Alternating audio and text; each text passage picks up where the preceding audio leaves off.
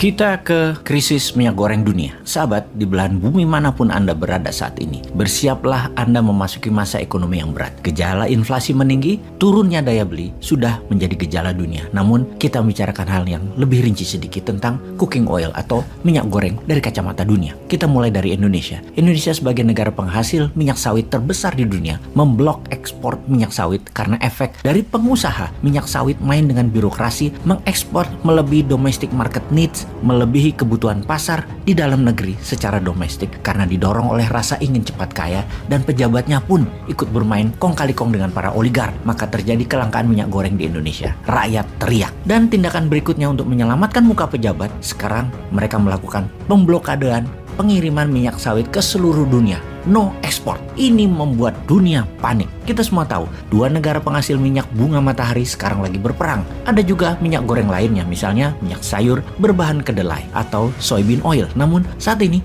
mereka lagi kena masalah dengan iklim yang ekstrim. Terlalu panas di beberapa tahun ini menyebabkan banyak kekeringan yang membuat banyak gagal panen. Juga canola oil mengalami masalah yang sama. Pertanyaannya, bagaimana Anda mendapatkan cooking oil dengan semua masalah itu di dunia? Memang tidak semua masakan memerlukan cooking oil, tetapi tetap saja diperlukan. Bahkan Anda memakan salad sekalipun terenak disiram sedikit olive oil atau minyak zaitun pada salad dressingnya atau mayonesnya. Minyak goreng ada sedikit di mana-mana pada setiap masakan utama, pada saat memanggang, menumis, bahkan pada tepung untuk pizza pakai cooking oil. Dan saat ini supply cooking oil mulai terbatas. Apa rencana kedua Anda? Apa kita harus menimbun minyak goreng di rumah? Sejauh ini, cooking oil di seluruh dunia sudah meningkat 23% harganya. Di Indonesia, bahkan lebih tinggi lagi. Kita rincikan akar masalahnya. Ukraina mengekspor 5,4 juta ton minyak bunga matahari per tahunnya dan memenuhi hampir 50% kebutuhan sunflower oil dunia. Karena sedang berperang, tidak ada lagi suplai dari Ukraina terhadap minyak bunga matahari tersebut. Rusia juga penyedia sunflower oil sekitar 25% kebutuhan dunia, dan Rusia sedang kena sanksi ekonomi saat ini. Kita ke Kanada sekarang. Sebagai negara terbesar penghasil rapeseed oil, Kanada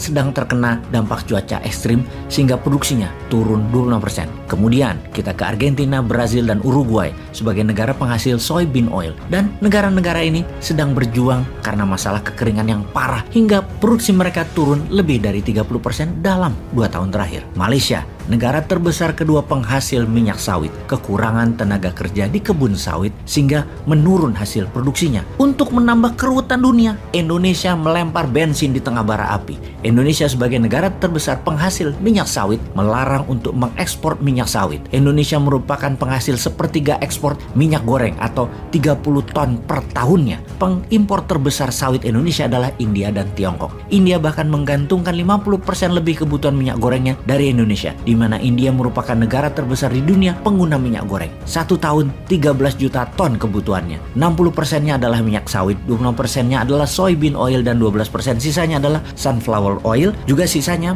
macam-macam minyak lagi seperti minyak zaitun misalnya. Kalau diperhitungkan per orangnya, India membutuhkan 19 kg minyak goreng cooking oil per tahunnya. Kebutuhan tersebut Indonesia memenuhi lebih dari 50%, kemudian Malaysia 30%. Diperkirakan India efek kekurangan cooking oil dan terbatasnya persediaan akan membuat harga naik cooking oil tersebut mendekati 30% dan akan membawa 1% inflasi di India. Bayangkan Indonesia bisa membuat India inflasi. Ini membuktikan Indonesia negara global player sejak awalnya. Memang takdirnya Indonesia itu adalah jadi negara besar. Secara keseluruhan dunia, sekarang harga minyak sawit sudah meningkat 55% di pasar Amerika. Harga soybean meningkat 27%. Rapeseed oil naik 50% di Eropa juga Amerika, dan semua ini kedepannya akan semakin buruk. Jadi sebagai konsumen, apa yang harus Anda lakukan? Menimbun minyak goreng di rumah? Karena di Eropa Barat saat ini, semua minyak goreng, sunflower oil, rapeseed oil, olive oil hanya boleh membeli tidak lebih 2 botol minyak goreng per orangnya. Semua sudah dibatasi. Ada lagi kemungkinan lain, di mana 15% cooking oil ini dipakai sebagai bahan bakar saat ini.